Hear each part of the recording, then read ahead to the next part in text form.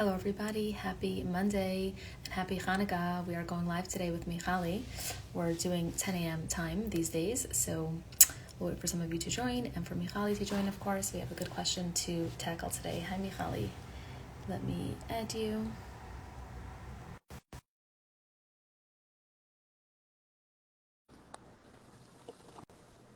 I think I added you, Michali. Okay. Hi, Michali. Hi. Hey. Nice to see you. Likewise. It feels like it's been forever again. I feel like it was, I guess. I know. But it's always nice to talk to you, throughout the week. This is the benefit of being friends and colleagues, is that. Like an official check-in that like we don't like neglect unless we absolutely must. So Exactly. Unless we're forced to. anyways, happy Hanukkah. Thank you. Hanukkah's the best. I love Hanukkah. It's such a magical I time of the love year. it. I absolutely love it. It's one of my favorite Yom so like I'm in a good mood. Like it takes a lot to like knock me off that like happy mood. Yes, same. Especially when there's sufganiyot involved. So I just find it like such a perfect blend. Like there's not like a ton of like things that you have to do like leading up to it, like Pesach and like just like a ton of pressure where like then there's like a hard stop, and then it's also like that blend of like you could still have your routine and you could still, but it's like also total like party. So I really like it. Exactly. And then it happens to coincide really nicely with the secular calendar so that, everyone's kind of chilling because of all the holidays and festivities coming up. So work loads tend to be, calmer in general because of this time of year. So it works out really nicely. Really. All right. Awesome. So we have a really interesting question. It actually more like apropos for like Purim, but like I felt like it was a question that kept coming up, and I never answered it because it took like thinking on my part, and I was just like kept procrastinating it until the time passed, and I didn't answer it. So I think it was thinking. Let's say thinking. What is thinking? Please tell me what thinking is. meaning. Like I'm saying, like especially this time of the day, like the morning, it's just like to have a brain and to think. I give you a lot of credit. Exactly. Yeah. So it takes more thinking sometimes and less thinking sometimes. Yeah. So what was the exact words? If you have it open there, if not, I'll by heart. Yeah. So it's how do I know who I truly am underneath the masks I put on and act on that. It's a really great question. Yeah. I have some thoughts, so I don't know if you wanted to share first. No, go for it. I'd love to hear yours first. I think that I forget who said this, but oh, you know what? It must have been, I think it was my husband's grandmother actually who said he was like a very, very talented artist, and she said that we're all copying, that the best work is just copying, and I think that part of being a human being from a very early age, from infancy, right? We're developing mirror neurons. They're called mirror neurons, where we're looking at our caretaker and the expressions that they have, we're mirroring. And neurons start to form and build and get developed. And then we start to, have our own expressions, right?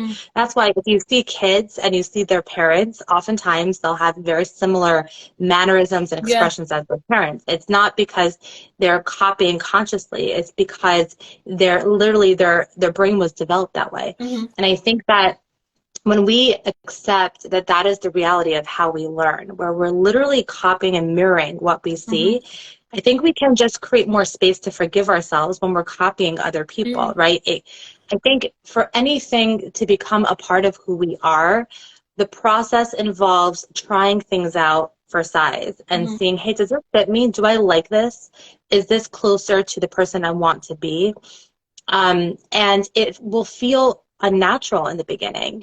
And then as we do that, take that action consistently or try out parts of a persona consistently, then that becomes also part of who we are.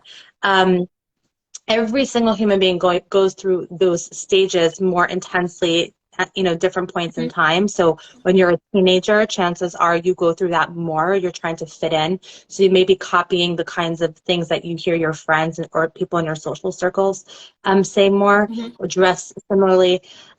So I think when you ask this question, I think it's important to keep in mind that you're almost like the sum of all these parts of you that have mimicked and mirrored all the people that you know, piqued your interest, and people that something about them you were drawn to. So you can argue that who you are is the person who's drawn to the qualities that you see in other people, right? There's something deeper inside of you that goes, huh, that sounds cool, or that seems interesting, or that seems noble. I want to copy that. That voice is you.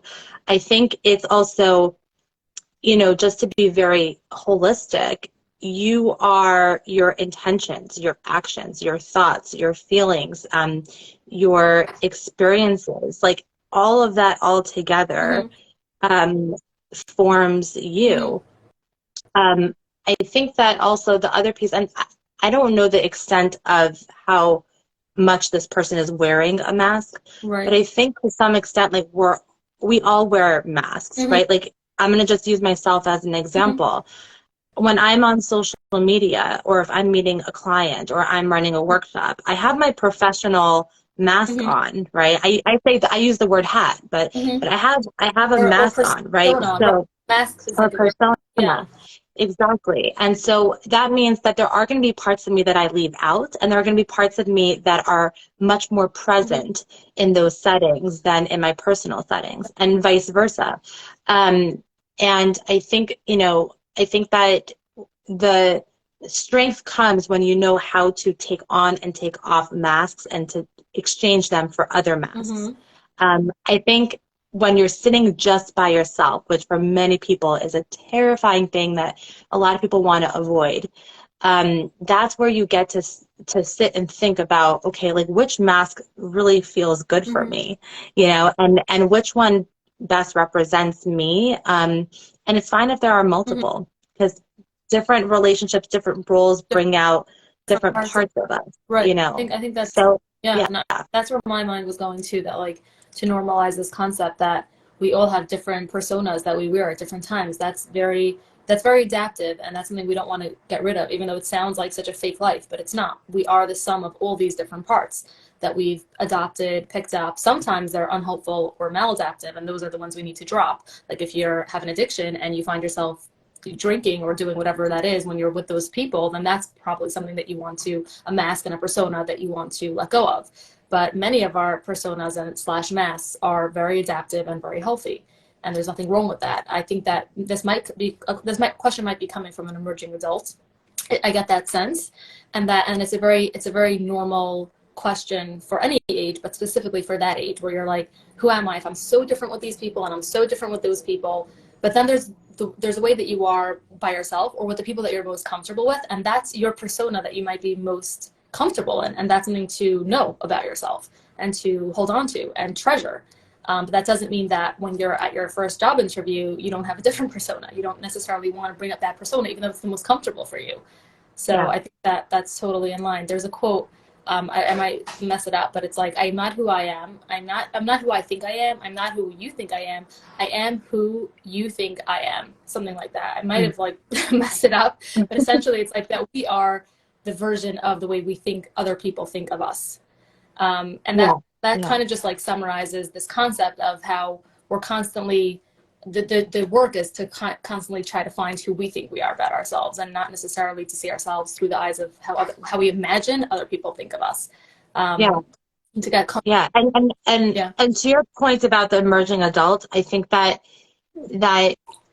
it's a time where things are not going to feel natural, right? Like we're trying things out for size. So that means that it's going to feel awkward. It's going to feel unsettling because we want to feel like just we have this secure inner base. Yeah. And I think that, you know, what I would, if I could go back in time and like tell myself as an emerging adult, like give myself the answer to this question, I would say it's okay that, you know, this all feels unsettling, and it's okay to look at other people and to say, ooh, I want a little bit of this and I want a little bit of that, kind of like you're concocting this really interesting recipe. And I think look at people, look at who inspires you, and it doesn't have to be just, you know, spiritual inspiration. It can be artistic inspiration. It can be movement inspiration. It could be personality inspiration.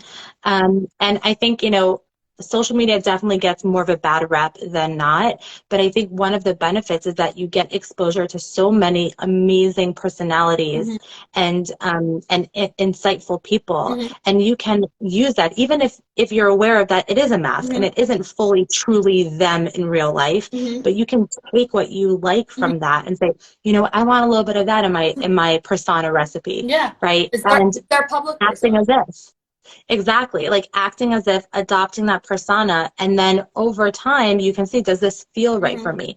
Usually there's this sense of resonance that we have, that when we try something out and there's this resonance, that's when we know, oh, our neshamas, our souls are happy. There's something in alignment. And that's an important thing to listen to. But I would say, experiment and explore what resonates with your particular soul, and then try other things out, you know? Yeah, and be gentle and compassionate with yourself, you know, and I think that's brilliant. And I think also that when you want when you find yourself wanting something like a particular personality, or even if it's like a goal or something, there's a part of you that there's a reason that you desire that versus something else. So there's a part of you that resonates with it, and you have to just find the right percentage of, or what part of it resonates. You might think it's one part of it that resonates, but it's really something different. And you'll only know that through trying something out and failing ultimately, you know, with like being like, oh, this totally doesn't fit. But then you might see something else that was like, you know, share some overlap, and that resonated more because it had that component. So trust your desire, in the sense of like, there's a calling that you might have to have some sort of persona, and like if that keeps coming up, then you might want to experiment with it, even if it doesn't feel authentic. It's authentic as more personas, and that's okay. Yeah, and the last We're thing I'm going like to say giving is people that permission to like have multiple personalities. well, I always say we all have a little bit of each disorder in some way. It's about having it balanced, Like I could right? just see like Like somebody how many watching this times live and be like, you guys are promoting like multiple exactly. personalities. Exactly. I always tell, promoting, yeah. But the last thing I'm going to say is that it's okay. It's, you know, like everything can be exchanged and changed. Like nothing is permanent. Yes. So if you try something, a persona out, and you feel like it resonates with you at a particular point in time in your life, and then it starts to not work for you anymore, then you drop it and you try to find something else that does work for you. Nothing has to be permanent. You're constantly in a state of evolution as a human person, as a human being. There's even a book, and you reminded me of something. Personality Isn't Permanent. There's a book like that. I started listening to it. I got like quarters of the way through. Yeah, it's a very, very popular book. Personality Isn't Permanent. I saw many people like recommending it. I started it. I think I like almost finished it, and I felt like I just got the gist. But essentially, it's exactly what we're saying here, and what you just said. Personality isn't permanent. Like, you know, people get stuck in like we're constantly looking for certainty in a world that there is no certainty. So we're constantly taking these personality tests and trying to like pin ourselves into like type A, type B, this, what is it? What, yeah, I love them too, because they kind of like reconfirm, or they tell us like how to be, and they kind of like give us the permission to be the way we are. But this is your box. Exactly. And his whole thesis is like personality isn't permanent, and like showing like a ton of studies how people evolve over time and completely like adopt different personalities, so to speak, as they evolve through relationships, through life experience. So yeah, totally giving permission to everything. That's what someone wrote here. It's also a journey, and that's exactly what we're saying. Exactly.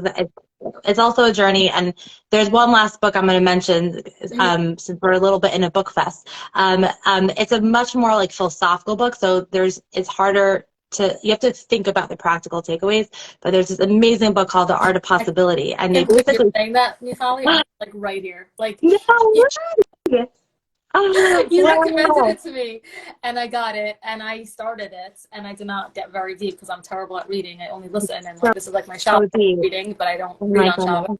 But it's hysterical. I'm so excited right here. It's like, why did I put it away? Crazy. I'm like, didn't. I'm so excited for you to read it. So it's like a harder read, I'm not gonna lie, because it's so deep. Like it's the kind of thing you have to read every sentence 5 times. Read again, and I'm like, I can't. I need to feel smart when I read. I can't feel like Yeah, you have to like be a little bit more Yeah. awake. So it took me a really long time to read that book. But one of the things that I love about it, and this is consistent with another book I just finished, Untamed by Glennon Doyle, which Mm-hmm. is a much Mm-hmm. easier read, is the idea of like not caging ourselves in Mm-hmm. and like just like creating possibility by not creating any rules for ourselves. Yeah. Like you can create the life that you want, Mm-hmm. right? Like okay, someone's saying, okay, that sounds amazing. You can create a life that you want, right? You don't have to be caged into one persona or a combo of personas. You can lose those personas when they don't work for you, and you can look for new ones that feel unnatural in the beginning if they Mm-hmm. work better for you and they resonate with you. It's your special recipe and concoction that you're making, and you Yeah, kind of figure it out as you go along. exactly. I love this. I could like talk about this for hours, but Me too. since we both But have to. alas, we have to end for today. Thank you, Michali. This is great. Thank you so much, everyone, for tuning in. Happy Hanukkah, and Thank you, we guys. will see you next week. Happy Hanukkah to you too. Thank you so much. Bye. Take care. Bye bye. Bye.